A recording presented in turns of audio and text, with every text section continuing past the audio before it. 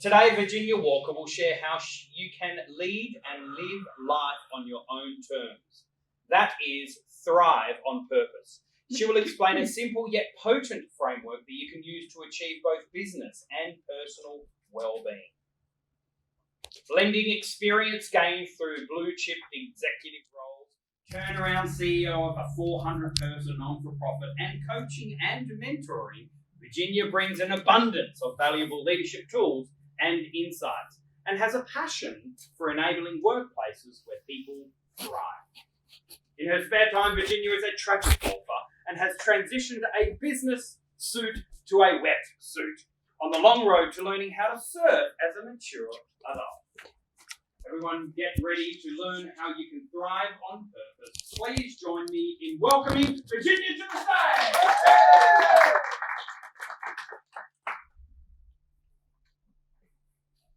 Hello.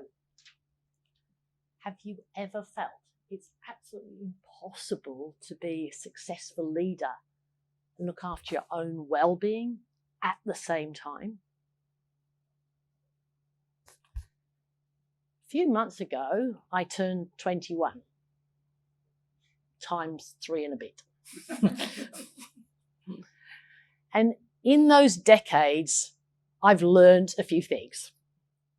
And what I've found is that if you put yourself first, you can do both.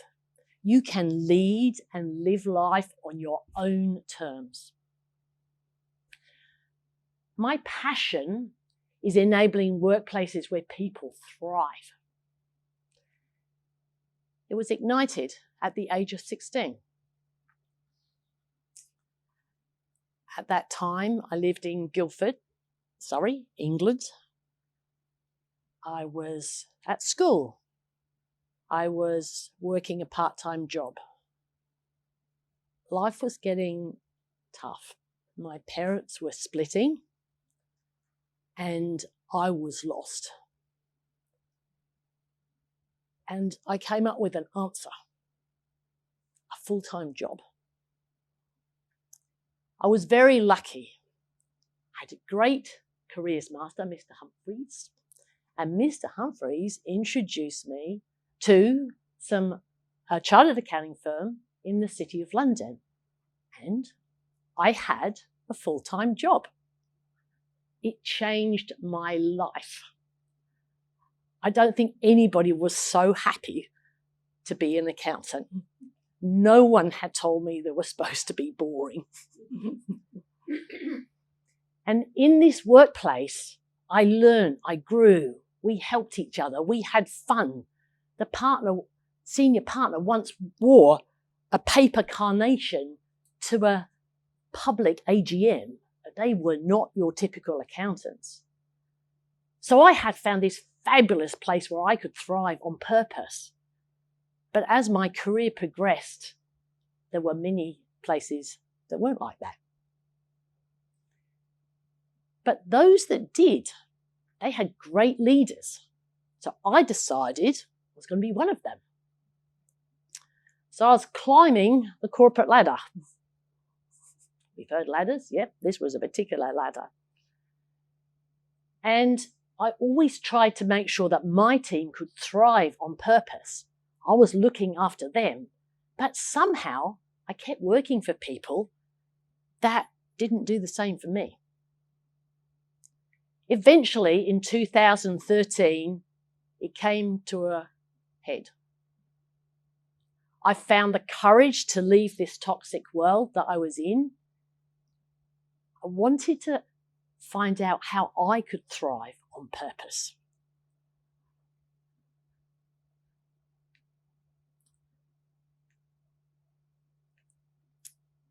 And what I did was what I embarked on was a personal journey.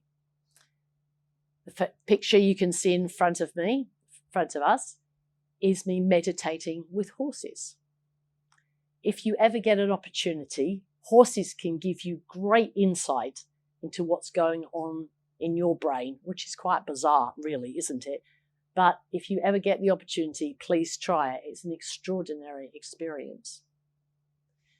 But the thing that really changed my world was when I learned about the drama triangle developed by Stephen Cartman. When I first learned about it, I thought, oh, that's kind of interesting. I don't think I rescue people. I don't think I bully people. I think I'm kind of a nice person. But as I sat with this concept, I realized this triangle was huge. It was up here, down here, down here. I lived my life in the drama triangle. I lived my life as a rescuer. I worked harder. I helped everybody. I fixed everything. I did more. I wanted to be a hero. Can anybody relate to that? Okay. And it wasn't fast and it wasn't easy. But over time, I learned to be more of an observer in my interactions. What that meant was pausing and understanding how I was showing up in a relationship. It made me see that I didn't have to rescue. It was a choice, that you always have a choice. That, in fact, you are taking away people's power from them if you try and fix it for them all the time. This development led to a new opportunity. And in 2018, I got the opportunity to be the CEO of a not-for-profit, 400 people who were pretty scared because we were making losses. There was only one problem. I was in Sydney. The job was in Coolangatta, Queensland. But the chance to make the difference that I wanted to make with all these skills I learned was irresistible, and I moved. 18 months later, we are running a thriving organization. It's growing. People are happy. And we're having a lot of fun. In the middle of 2020, you may remember that was a fairly significant year with COVID-19 at its height of fear in many ways. Our employee satisfaction score came in at 85%. It was stunning. It was amazing. It was exciting. So the organization had got to thrive on purpose, but the real question was, had I? And the real answer was no. You may remember I had moved from Sydney to Coolangatta. My friends were in Sydney. As a CEO, how do you make friends? Outside work was fabulous. I felt appreciated, definitely. That had changed, but I had few friends. Time for the next step. I had to work out how I personally was going to thrive. It took meditation. It took being quiet. It took learning to like myself. Who's found that's actually quite a lot harder than it sounds? Yes. Sounds like the simplest thing, doesn't it? And as I went on this journey, things got a little smoother and richer. I met a fabulous partner who really supports me. And I can well, there's one thing that you heard in the introduction. I also started to learn to surf, which is, as people tell me, quite brave at my age, but anyway. So I had personally learned to thrive on purpose. Would you like to have one tip of how you could do the same?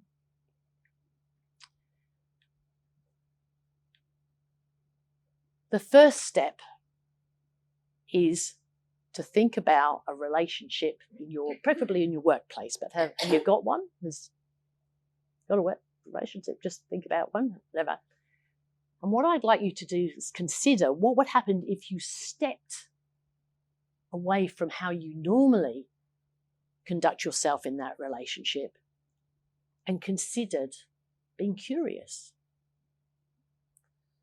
You know the reaction we often had when we talk to the person that irritates, it's like, oh God, I can't believe I'm going to have to talk to them again. And you can feel your stomach tighten up. Try curiosity.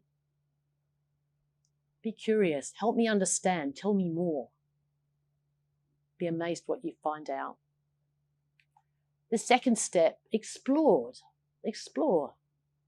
Find out what the possibilities really are. What would happen if you weren't afraid? What would happen if you weren't afraid of being silly, of being undermined, of looking stupid? And the third step, clarify. What is really possible? If you let go of all the things that you're holding into, what's possible? What is your gut saying? What is your head saying? What is your heart saying? And if you stay with those steps, no, sorry, not once, it's probably going to have to be a lot more, that relationship will shift. And not only that relationship, but other relationships in your life. I have found this framework to be so powerful for myself and my clients, as fundamentally shifted the way we experience our world for the better. If you would like to work out how to lead and live life on your terms, contact me at the details that you can see on the screen, and together we can work on how you too can thrive on purpose.